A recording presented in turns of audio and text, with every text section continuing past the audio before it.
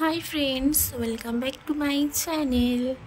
আজকে যেটা নিয়ে আলোচনা করব, গর্ভবতী মায়েরা এই গরমে কোন কোন খাবার খাবেন, কোনটা খাওয়া দরকারি। কারণ বাংলায় পড়েছে দুর্ধর্ষ গরম, আর তাই এই সময় গর্ভবতী নারীদের একটু সাবধানে তো থাকতেই হবে। বিশেষত নজর ফেরাতে হবে তাদের খাবারের ডায়েটে, নইলে যে বিপদের শেষ থাকবে না। তবে ভালো খবর হলো, এই সময় গরমের কয়েকটি খাবারকে রোজ পাতে জায়গা করে দিলে কিন্তু আগামী 2 থেকে 3 মাস অনায়াসে হেসে খেলে জীবন কাটিয়ে দিতে পারবেন। ভাবছেন নিশ্চয়ই গরমের দিনে ঠিক কোন কোন খাবার খেলে গর্ভাবস্থায় সুস্থ সবল জীবন কাটানো সম্ভব হবে। আর সেই উত্তর জানতে চাইলে দ্রুত সম্ভব এই ভিডিওটা পুরোটা দেখুন। তারপর এই সব খাবারকে ঝটপট ডায়েটে জায়গা করে দিন। আশা করছি এই কাজটা সেরে ফেললেই আপনার হেসে খেলে জীবন কাটানোর পথে আর কোনো বাধা থাকবে না। প্রথমেই বলি তরমুজ।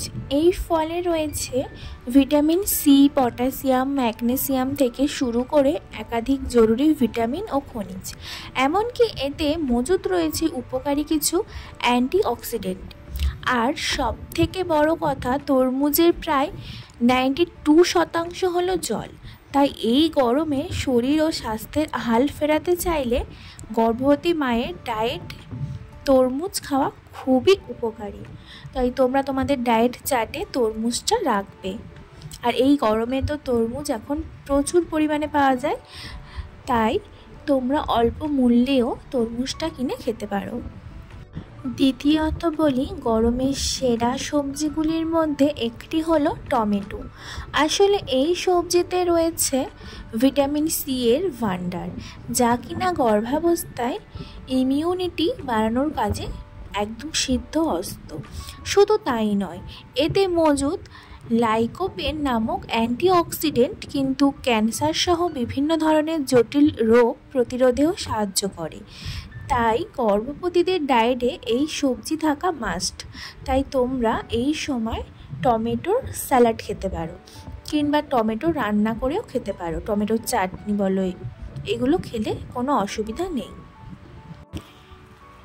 গ্রীষ্মের দিনে সুস্বাদু আম খাবেন না তা আবার হয় নাকি? তবে শুধু স্বাদে নয়, এই ফলের গুণও কিন্তু সবার সেরা। এই প্রসঙ্গে পুষ্টিবিদরা জানিয়েছেন এতে রয়েছে ভিটামিন এ এবং সি।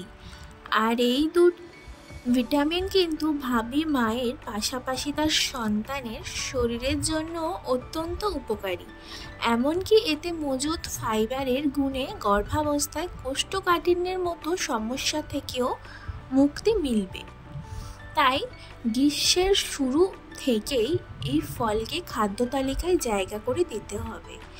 যারা এখন প্রেগনেন্ট মহিলা রয়েছেন তারা চেষ্টা করবেন আম খাওয়ার। আমে অনেক কিছু উপকারী উপাদান রয়েছে যা আপনাদের এবং আপনাদের আগত শিশুকে সুস্থ রাখবে। গরমে পেটের হাল খারাপ হতে সময় লাগে না। পেটের সমস্যা থেকে মুক্তি পেতে চাইলে রোজকারের পাতে দইকে জায়গা করে দিতেই হবে। কারণ এই দুগ্ধজাত খাবারে রয়েছে বিশেষ কিছু উপাদান যা কিনা অন্ত্রের স্বাস্থ্যের উন্নতি সাধনে একাই 100। তাই এই গরমে গর্ভবতী মায়েদের ডায়েটে টক দই থাকা মাস্ট।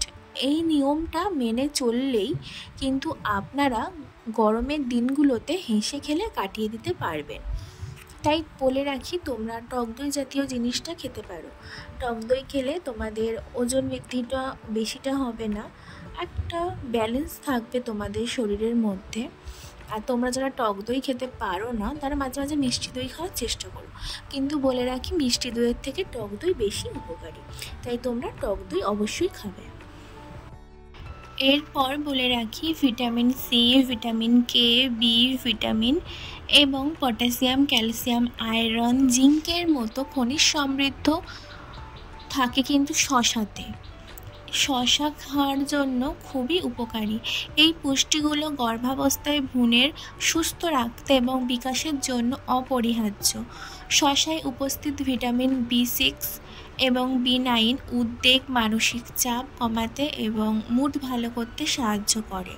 আর এই গরমে শসা যেহেতু জল জাতীয় ফল, তো এই ধরনের ফল তোমরা খেতে পারো। শসা খাওয়া খুবই উপকারী গরমের জন্য।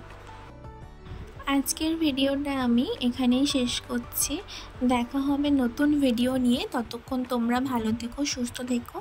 আর অবশ্যই আমার চ্যানেলে প্রথম হলে চ্যানেলটাকে লাইক করো, কমেন্ট করো, ভিডিওটাতে একটা শেয়ার করে দিও বন্ধুদের সাথে। আর প্লিজ সাবস্ক্রাইব করে রেখো। Thank you.